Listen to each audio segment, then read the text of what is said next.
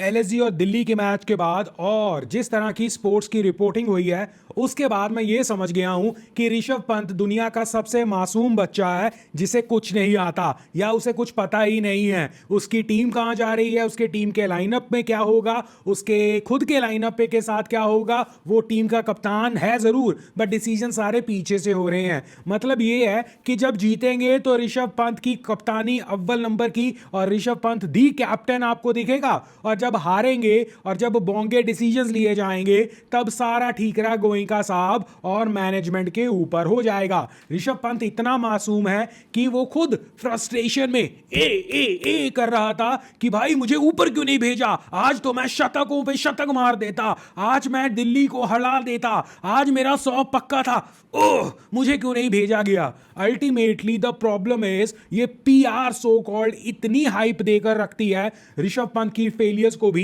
कि क्या कहे, और यही धंधा बनाकर रखा हुआ है स्पोर्ट्स चैनल्स ने। मैं मानता हूं ऋषभ पंत एक one of the legendary category में आता है when it comes to the test matches, but when it comes to the test matches और उसमें भी भाई साहब की लप्पेबाजी अव्वल दर्जे की होती है, दैट इज ओनली बिकॉज आपकी फील्डिंग रिस्ट्रिक्शंस या फील्ड जो है वो अप होती है और आप सर्कल को टपाने में बिलीव रखते हो।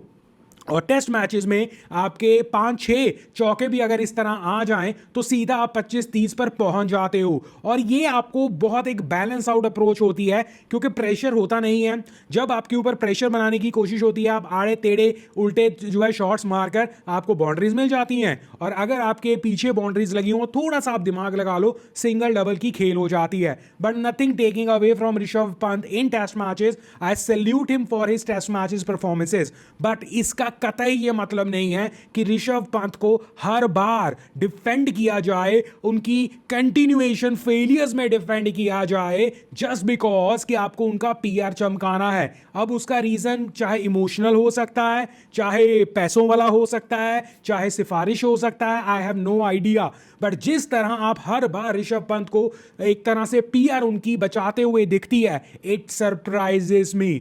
आज एलएसजी जब हारा, और एलएसजी के हारने में दिक्कत नहीं है, दिल्ली बहुत स्ट्रांग टीम है और दिल्ली की परफॉर्मेंसेस उससे भी ज्यादा स्ट्रांग है, तो दिल्ली जीत गया, इसमें कोई सरप्राइजिंग बात नहीं है। But what about the failures of सबसे पहले Rishabh Pant with the bat, not only in this match but overall in the series या overall in the IPL tournament, ये पूरी तरह से वो फेलियर हो रहे हैं, बैट से उनके रन नहीं आ रहे हैं, कोशिश उनकी तरफ से हो नहीं रही है, और अब वो कॉन्फिडेंस में इस तरह गिर चुके हैं कि उनका नंबर, आप जस्ट इमेजिन आपका एक लाइनअप है, आप बैटिंग पहले कर रहे हो तो आपको इतनी बुद्धि तो होनी चाहिए कि आप एज अ बैट्समैन तो इंपैक्ट प्लेयर नहीं यूज कर सकते अनलेस अनटिल आपकी इतनी बड़ी कोलैप्स हो जाए जो अनबिलीवेबल हो। एलएसजी की पहली विकेट गिरती है 87 रन पर, जस्ट इमेजिन 87 रन पर, और ऐसा भी नहीं है कि वो 18वें 17वें ओवर में जाकर गिरी है, नो 10 ओवर से पहले 87 ऑन दी बोर्ड और एलएसजी की पहली विकेट गिरती है। उसके बाद आपके पूरन आते हैं जो कि आपका नॉर्मल बैटिंग लाइनअप है। उसके बाद जब आप एक तरफ कहते हो कि हमें राइट और लेफ्ट हैंड कॉम्बिनेशन बनाकर रखना है, तो किस खुशी में आपने अब्दुल समद को भेजा। आपके पास डेविड मिलर भी थे, आपके पास ऋषभ पंत भी थे। अब्दुल समद जो है वो आपके हिटर या नीचे आपके स्लॉगिंग ओवर्स में यूज होते हैं। फिर आप इमेजिन करो ऋषभ पंत दी कैप्टन ऑफ एलएसजी, दी सबसे महंगा प्लेयर और सबसे एक आन बान शान टेस्ट मैचेस की इंडियन टीम का प्लेयर, क्या वो कॉन्फिडेंस में इस तरह खत्म हो चुका है कि वो बदोनी से नीचे आ रहा है, मिलर से नीचे आ रहा है, अब्दुल समद से नीचे आ रहा है, या उसे उसके ऊपर ही कॉन्फिडेंस टीम का ही नहीं रहा। अगर टीम का नहीं रहा तो निकाल कर फेंको बाहर, बैठा दो बाहर। अगर ऋषभ पंत का खुद में कॉन्फिडेंस नहीं है तो अपने आप को खुद ड्रॉप कर ले। क्यों आपको जबरदस्ती इस तरह के लाइनअप, और मुझे just I can not believe impact player Badoni. सबसे पहले तो जब आप टीम सिलेक्शंस कर रहे थे, दिमाग क्या आप पड़ोस वाली दुकान पर बेचकर आ गए थे उससे पहले? अगर आप बैटिंग पहले कर रहे हो, इट इज क्वाइट ऑब्वियस आप अपनी बेस्ट बैटिंग लाइनअप लगाओगे और उस बैटिंग लाइनअप में से एक प्लेयर रिप्लेस हो जाएगा इंपैक्ट प्लेयर के तौर पर जब आप बॉलिंग करने जा रहे हो। तो अगर बदोनी आपका, वैसे ही मैं तो मानता हूं इसे नंबर 3 का स्पॉट दे देना चाहिए, बट बिकॉज ऑफ द पूरन आप नहीं कर पाते हो, बदोनी तो वैसे इस लाइनअप में आना चाहिए था, सो दैट जब आप बॉलिंग करो बदोनी रिप्लेस कर दिया जाएगा आपके एक फास्ट या आपके एक बॉलर की तरफ से। तो आज ऑल ऑफ अ सडन जब कोलैप्स भी नहीं हुई है, व्हाट वाज द स्कोर?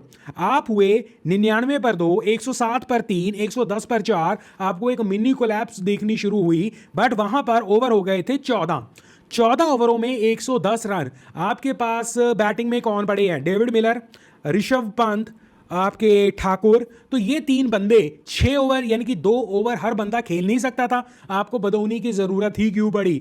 बदौनी ने रन मारे, बहुत अच्छी बात है, बट बदौनी शुड हैव बीन आपके स्टार्टिंग 11 में इंस्टेड ऑफ, ना कि आपके इंपैक्ट प्लेयर के तौर पर। और ऋषभ पंत क्यों अपने आप को इस तरह नीचे फेंक रहे हैं? टीम मैनेजमेंट का अगर ये डिसीजन है तो टीम मैनेजमेंट उसे निकाल कर बैठा सकती थी और पूरन विकेट कीपिंग कर सकते थे, कप्तानी भी कोई ना कोई कर लेता। ये ऋषभ पंत खुद का डिसीजन ही माना जाएगा। और ये जो कॉन्स्पिरेसी चल रही है ना, या ऋषभ पंत को बचाने की साजिशें चल रही हैं कि ये ऋषभ पंत को नहीं पता था, ऋषभ पंत डिसाइड नहीं कर रहे हैं। अच्छा, जीतते हो तो कप्तानी का पूरा श्रेय आप ऋषभ पंत लेकर जाते हैं, किस तरह क्लोज मैचेस, किस तरह दिमाग से ये वो सब ऋषभ पंत का। बट इस बार बेवकूफी वाली चीजें, आपको क्या लगता है अगर मैनेजमेंट डिसाइड कर रही है एलएसजी की, उसमें भी स्पेसिफिक गोइंका साहब एंड ऑल दैट, जो कि वैसे ही बहुत बदनाम है फॉर द राइट रीजंस, बदनामी बनती भी है जो उन्होंने केएल राहुल के साथ लास्ट टाइम किया, बट हर बार उसका एक रेफरेंस लेकर आप अपने पसंदीदा प्लेयर को डिफेंड नहीं कर सकते बॉस। और गोइंका साहब ने अगर सोच ही लिया था ऋषभ पंत को इस तरह नीचे फेंकना है, तो वो उठाकर डगआउट में भी फेंक सकते थे। उसे खिलाया गया है, वो खेल रहा है, एज अ कैप्टन खेल रहा है। तो आपको क्या लगता है एक बंदा जिसने 27-28 करोड़ रुपया बहा दिए एक प्लेयर के ऊपर, जो एक one of the very best batsman है इस टीम का, उस बंदे को अब यूज भी नहीं करोगे? सिर्फ उसे दिखाने के लिए कि तू किसी काम का नहीं है, उसे वहां पर नीचे डिमोट करेंगे, या उसे दिखाने के लिए तू किसी काम का नहीं है, उसे बाहर बैठाया जाएगा? मेरी समझ तो ये कहती है अगर मुझे किसी को दिखाना है कि तू इस काबिल नहीं है, उसे बाहर बैठाना इज द बेस्ट पॉलिसी। और वैसे भी वो हाथ तो बांधा ही हुआ था ना ड्रामे वाला। अगर वो ड्रामे वाला हाथ बांध कर अब ये कहो कि भाई साहब इंजर्ड थे इसलिए नीचे आए, दिस एंड दैट, तो विकेट कीपिंग तो इनसे बहुत अच्छे से हो गई। विकेट कीपिंग में इन्होंने कॉम्प्रोमाइज क्यों नहीं किया जबकि आपके पास पूरन भी था? तो आप बाहर ही बैठ जाते ना। बदोनी को अगर लाना ही था, ऋषभ पंत की तकलीफें चल रही थी, Rishabh Pant should sit out. और अगर ऋषभ पंत खेल रहे हैं, वो कप्तान है, सारी जिम्मेवारी ऋषभ पंत की है। ये मासूम सा बच्चा बनकर जो तितली सी हो जाते हैं ना, this is not done. But anyways match के ऊपर बात करते हैं। एलएसजी की 159 फॉर 6, इसमें भाई इनके ओपनर्स चल गए, बदोनी चल गया, पूरन फेल तो मतलब टीम फेल। उसके अगेंस्ट ये जरूर है बॉलिंग में दिल्ली की तरफ से मुकेश कुमार, जो कि प्लेयर ऑफ द मैच भी बने, he took 4 wickets I guess, yes 4 wickets for 33, he was good with the ball. But again Delhi की जो स्ट्रेंथ है वो बैटिंग है। केएल राहुल उसमें one of the performer definitely है। अब उसके साथ अभिषेक पॉवल ने भी अपने अभिषेक पौरल ने 51 रन मारे 36 बॉलों में, 57 केएल राहुल के, और अक्सर बापू भी 34 ऑफ 20 बॉलें मारकर। इट वाज अ क्लीन एक चेज कहीं ना कहीं, 161 फॉर 2 18वें ओवर में दे वॉन इट। सो इसमें ये कुछ वो नहीं था कि इसमें बहुत बड़ा कोई टोटल था, आपको हैंकी पैंकी चीजें दिख सकती थी। Delhi is a professional side, they did it easily. यहां पर सिर्फ और सिर्फ मैं स्पेसिफिक अगर बात करना चाहूंगा अदर देन आपके Pant is KL Rahul. KL Rahul का बदला पूरा भाई साहब। केएल राहुल जब लास्ट टाइम बैंगलोर के अगेंस्ट खेले थे, वो आज तक नहीं मुझे भूला और मुझे भूलेगा भी नहीं वो जल्दबाजी में, क्योंकि it have been a sensational inning. उसके अलावा गोइंका साहब के साथ एक एपिसोड भी हो गया इस मैच में, जब केएल राहुल जिता कर जा रहे थे, गोइंका साहब के साथ हाथ मिलाया उन्होंने रादर, बट गोइंका साहब खड़कर बातें करना चाहते थे सो दैट वो बाद में अपनी वो पीआर एक्सरसाइज कर सके। बट स्मार्ट बॉय है केएल राहुल इन चीज़ों में, और उसे पता था अब बाद में क्या होगा, तो वो अपना चल दिया। But what he did on the ground, ये चाहिए ऋषभ पंत जैसे प्लेयर से भी कि अगर तुम्हें ये सब ये ड्रामे वगैरह करने हैं, उससे पहले बैट से रन बना ले भाई, उसके बाद ड्रामेबाजी बल्लेबाजी जो भी करनी है कर ले। अगर ये रन्स नहीं आएंगे और टीम भी आनी शुरू हो जाएगी, तो अगर मैनेजमेंट तुम्हें बाहर बैठाती है तो फिर उसमें तुम्हारा ही कसूर होगा। वेयर एज केएल राहुल ने लास्ट टाइम से सीखा, केएल राहुल ने पूरी तरह से रन चेज का साथ निभाया और मसला कोई ज़्यादा बड़ा था भी नहीं। और वैसे भी आजकल तो बड़े मसलों में भी केएल राहुल खड़े होने के लिए जाने शुरू हो चुके हैं। तो KL Rahul was a good one in this one. इसमें मैं सिर्फ और सिर्फ पॉइंट्स टेबल अब देखना चाहता हूं, क्योंकि आई थिंक पर्सनली मुझे लगता है लखनऊ का जीतना मुंबई इंडियंस के लिए खतरा कोड हो सकता था, बट वहां पर अब बैलेंसिंग आउट हो चुका है, क्योंकि अब मुंबई इंडियंस के पास एक मैच की गुंजाइश है वर्सेस लखनऊ, और अगर मुंबई जीत जाती है तो वो अपने आप को 10 पॉइंटों में with the Lucknow, Punjab Royals, RCB वाला उनके बराबर ला सकती है। और ये एक तरह से अच्छी बात होगी मुंबई इंडियंस के लिए। बट दिल्ली दूसरे नंबर पर, गुजरात और दिल्ली 1-2 की लगभग कंफर्मेशन हम मानकर चल रहे हैं। तो सारी लड़ाइयां अब लास्ट के 2 स्पॉट्स के लिए होने वाली हैं, जिसमें आरसीबी, पंजाब, मुंबई इंडियंस प्रमुख तौर पर होने वाली है। लखनऊ हालांकि इस रेस में बराबर है, एक मैच ज़्यादा खेला है, बट कहीं ना कहीं लखनऊ ने दिखा दिया है कि उनकी खुद की प्रॉब्लम ज़्यादा है, और मे बी ये प्रॉब्लम सॉल्व आउट होनी शुरू हो जाए वंस ऋषभ पंत को बाहर बैठा दिया जाए, क्योंकि तब पॉसिबली लखनऊ अपने बेस्ट पॉसिबल प्लेइंग 11 के साथ खेलेगी और मे बी वो तब ज़्यादा डेंजरस हो जाएगी। बट स्टिल ये देखने वाली बात होगी कि how LSG manages from here, because last के 2 स्पॉट्स के लिए इन टीमों के बीच में जो ये 4 टीमें हैं, इनमें अच्छी खासी फाइट आउट होने वाली है।